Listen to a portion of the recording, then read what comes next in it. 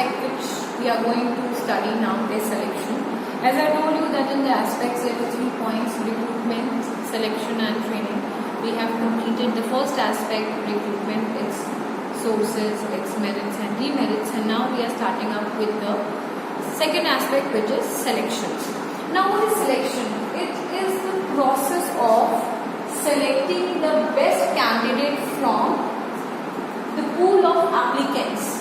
Pool means a big crowd, a big gathering of applicants. So there are so many applicants, so many candidates who are so willing, so desperate to get the job in the organization. They are big hub of the candidates. But as I've told you, selection is a negative process.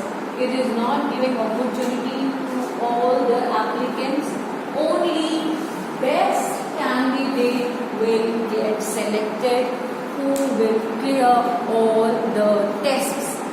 And to get the best candidate, there is a certain process which needs to be followed.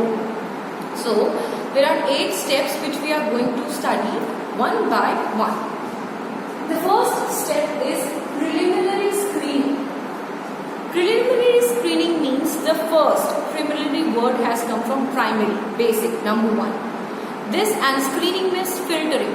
So when the candidate is not present physically, they have just forwarded their document, their resume, their CV, and that is getting shortlisted on the basis of the criteria set by the organization.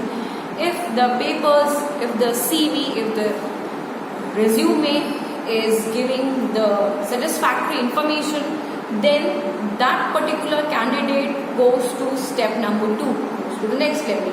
But if the document in itself is not satisfactory and not giving the correct information or complete information or not fulfilling as per the criteria of the organization, it gets rejected in the first step. So that is called the preliminary screening, right? Then we have the second step as selection tests. As I have told you, selection tests are of many types. One is intelligence test, trait test, personality test, interest test and aptitude test. Each test is for a different purpose.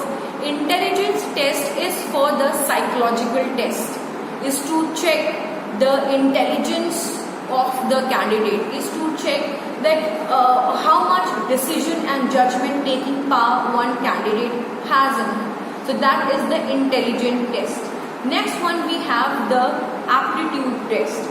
Aptitude test is to check the skill and knowledge of the candidate.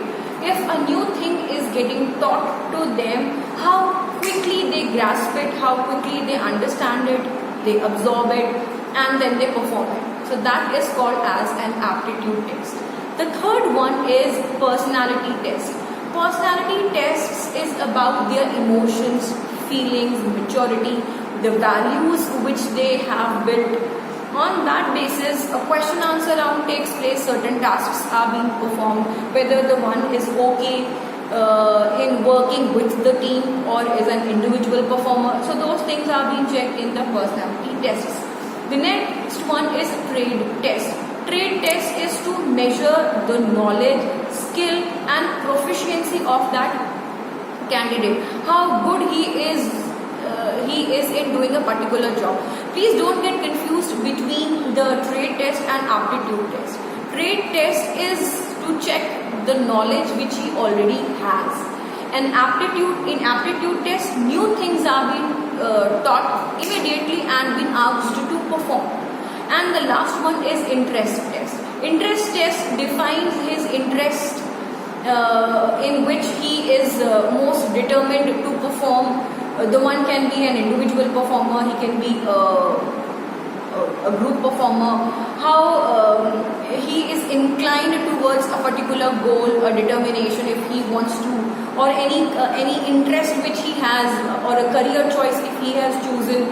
How much is he really working hard towards it? That is the interest test, because these are the tests on which individuals' performance are based, and the performance of the candidates is directly proportionate to the growth and development of the organization. So that was the step number 2, the selection tests. If the candidate passes all the tests, so they move to step number 3, that is employment interview.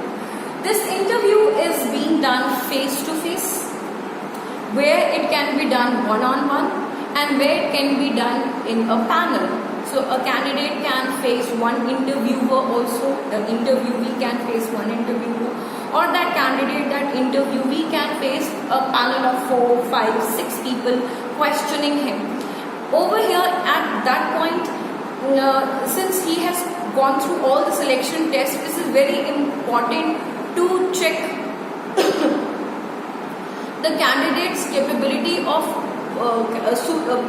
performance capability, how efficient he will be performing the jobs, how suitable he will be for the job, for that particular vacancy for which he is getting recruited. Next one is the reference and background checking. I hope you remember in the external source I taught you that there is one kind of source, one kind of way, which was recommendation.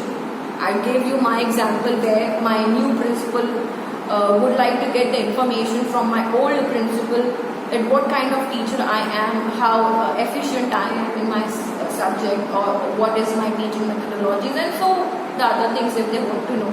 Same thing is getting done over here, is that recommendation is the reference and background checking is being done about that candidate.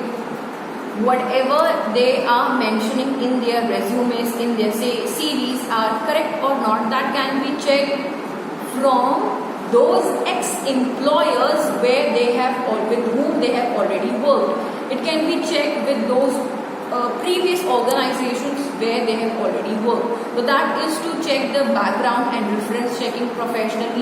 If the organization wants to check their backgrounds about their personal lives and about their family life or social life, that can also be done depending upon the policies of the organization. The next step which we have is selection decisions. Now, if the HR managers are satisfied with all the above information given by the candidates, then they go with the selection decision. Selection decision is selecting the candidate, as I told you in the very beginning, it's the selection of right person at the right place, at the right time. So that decision is about step number 5, where that right person will be selected for the right designation at the right time, at the right place, right? And then comes medical examination. This is becoming very important these days. Before hiring any candidates, their mental and medical health is also getting checked, so that later on a candidate may not claim to the employer that since I was working in your organization and it was not healthy, or it was not physical friendly, I faced this disease or I am facing this problem. So if the candidate is already fit and fine, they quickly get they move to the next step. But if the employee is not fit and fine, maybe they get the jobs with certain instructions, with certain terms and conditions, or with the information in the knowledge of the HR managers that this particular candidate is prone to particular allergies or disease.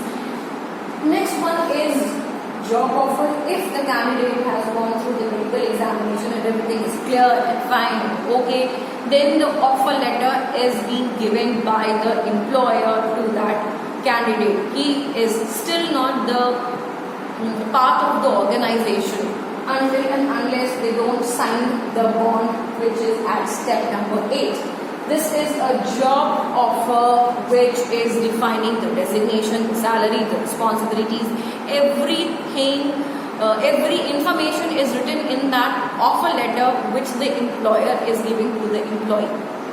If that candidate accepts the offer letter, then he has to sign the contract of employment. That can be a bond also, which can be for 3 years or 5 years, depending upon that the candidate cannot leave the organization before the maturity of that time period. He cannot go.